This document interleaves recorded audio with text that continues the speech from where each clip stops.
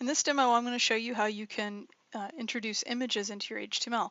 So I'm in CodePen. I'm going to go ahead and go up here and create a new pen and just pull my JavaScript and CSS down because I'm not going to use those right now. And the first thing I want to do is type the IMG tag. So we'll do our open angle bracket and we'll type I, and then you'll automatically see some code hints that will pop up, and it's the IMG that is for image. So we'll commit to that. And even though I'm not going to put in a source yet, I'm going to go ahead and put the source attribute. So SRC is the source, and then of course we would have a value that would tell it where to go find the file, where to go get the picture file in the file system. So let's go ahead and we'll say SRC equals, and then I'll put quotation marks because if you remember, quotation marks are important for surrounding the value for an attribute.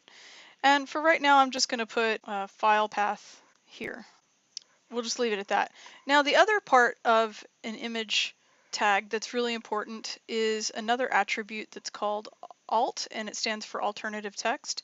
And so if I click on the spacebar, you automatically see that it gives me some other options for different attributes. And so alt is the first one because it starts with A, and that is in fact what we want. And we haven't really talked much about how you type multiple attributes inside of a tag, but this is the way that you would do it, so that you put a space in between the different attributes that are inside of that tag. And so alt equals, and then we'll put my quotation marks, and then the alternative text is something that is supposed to describe an image, and the point of that is that people who can't see, or even for search engines who also can't see quite in the same way, although they're getting a lot better about how they can search through the way that pixels are arranged in an image, right? But technically, if you've got somebody who's blind and they can't see a picture, they need to have some sort of descriptor that helps them have a similar experience to somebody who can see, so that they know what the content of that image is on the page. So this is where you would put a description of the image right here. All right, and when I say description of image, what I mean by that is not, for instance, just to put the file name. A lot of times you're gonna see applications that will automatically just put the file name in place of the alt text. And the reason for that is because they don't want you to put nothing there, because that makes it invalid. And then that's really all I need to put for this IMG tag, and I want to go ahead and end it.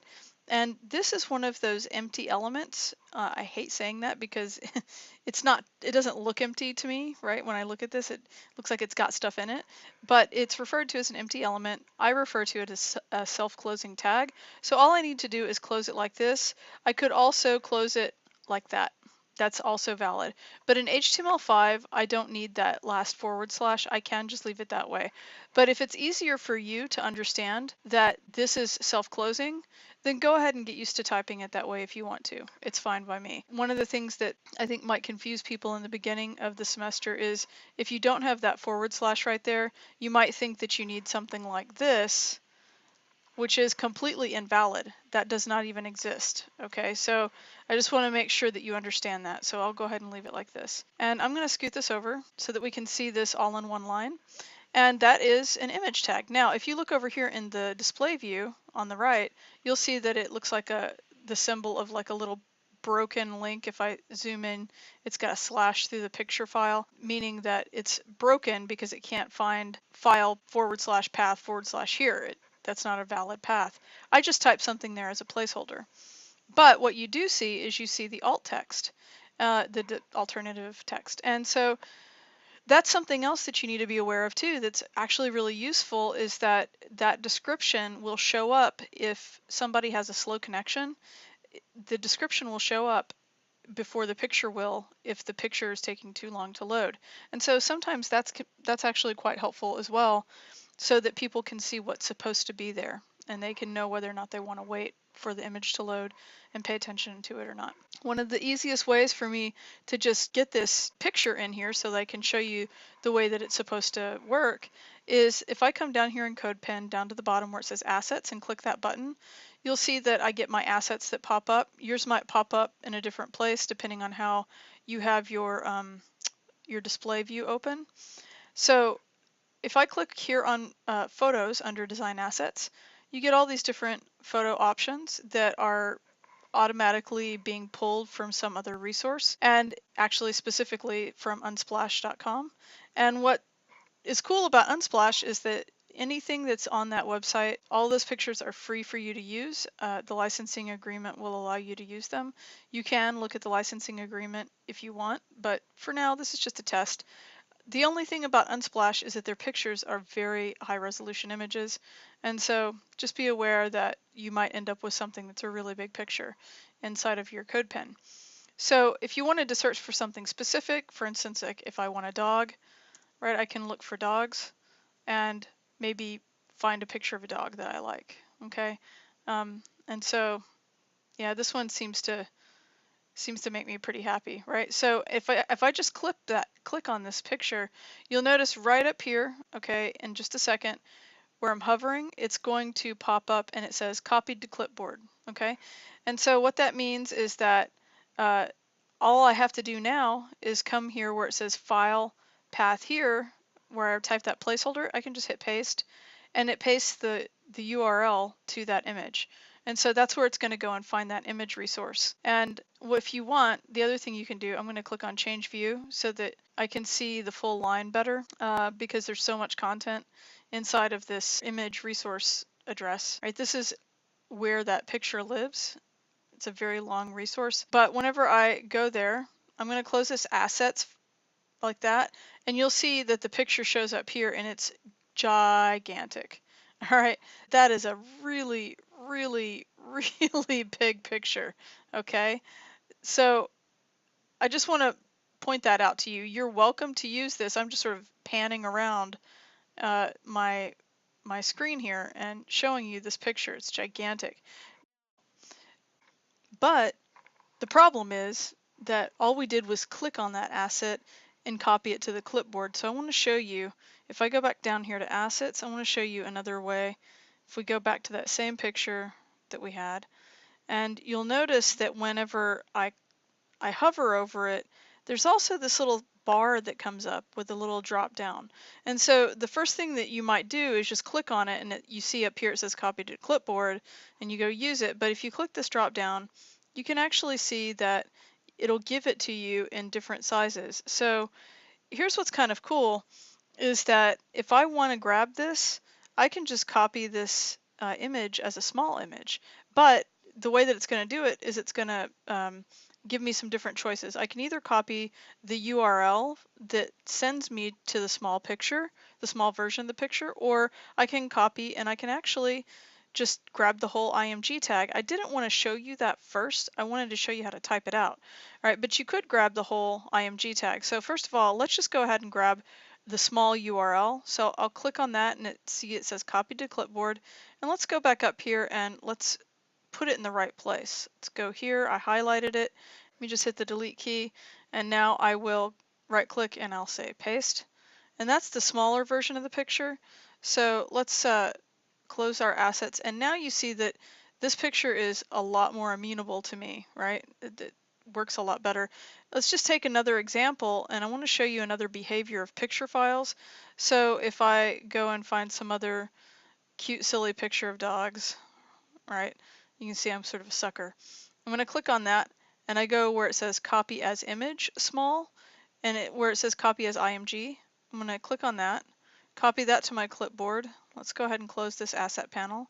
And then if I come here right after this image tag and I hit the return key, here let's just drop that down a little bit. I hit the return key and I paste that in, you see that it pastes in the entire image. But one of the things that it doesn't do is it doesn't fix my alt text. And the other issue is that you can see here I've got my alt saying description of image. I never fixed that, so I could put, I think that's a chow. Yeah, so we'll put chow dog, oops, wearing sunglasses. Okay, and this other picture that I am putting in, is a picture of 3 little puppies. 3 puppies. Okay. All right, the other thing that you might notice that looks different between what it pasted in and what we've been typing is that I used double quotation marks here, and you notice that it didn't give me any error or anything like that. It just automatically, when you type it, your double quotes, it automatically puts the ending double quote and puts your cursor in between so that you can keep typing, and that's fine. But here it's using single quotes. There is no difference. They do mean something different whenever you get to a different level of programming, but for HTML markup, this is going to be acceptable. It's fine. One thing that you might notice, however, is if you were to download this file and open it up in an installed editor on your computer, there's a chance that some of these single quote values might give you like a little error or a little warning. It's not the end of the world because they're both fine, and I've never ever had a problem. I have noticed that it gives an error sometimes whenever I copy stuff like from Google, and Google tells you to use single quotes, right? And then you paste it in and it works just fine, but some will give you a little error warning. Don't worry about it. It's totally fine. The other thing I wanted to point out to you is that if I open this up, in fact, let's just look at it in a new browser window completely, and you can see it. These two pictures are sitting side by side each other. That is because, as I've mentioned before in other tutorials and lectures, that the IMG tag is an inline element. So that means it's not a block level element. It will not take up its entire own block, not unless you do something special to it with CSS styling. So you can have pictures just sitting side by side each other just by putting the IMG tags right next to each other. So I'm going to close this, and if I come back over here, I can drag this back over, and I'm going to go ahead and save this, and make sure that if you haven't done it already, put this into your practice lessons, and yeah, and then we're done. Now, of course, this doesn't begin to show you in this tutorial how you can do something other than a web-based image that's somewhere else on the web. Like, it doesn't show you how you can link to an image that's in your own set of files, and that part of that is because, well, all of that is because I'm showing you how to use CodePen with a free account, and one of the things is they don't let you upload your assets. So this is fine for understanding the basics of how an image tag works, but one of the things that I'll do in another demonstration that's separate from this, that will also, it'll talk about links and images in the context of your own file system, is I'm going to show you how you can sort of set up a dummy project folder, because you do get one free project, even though you can't upload assets to CodePen. But I'll show you how to do that. And furthermore, you can't do everything in CodePen. You ultimately at some point have to have your own editor. This is just a super easy way to get started, and it's fast. But I will show you later on how you can set up a free editor on your computer that will allow for you to have a project with your own pictures and a whole bunch of different files that you can link to and stuff like that. Okay.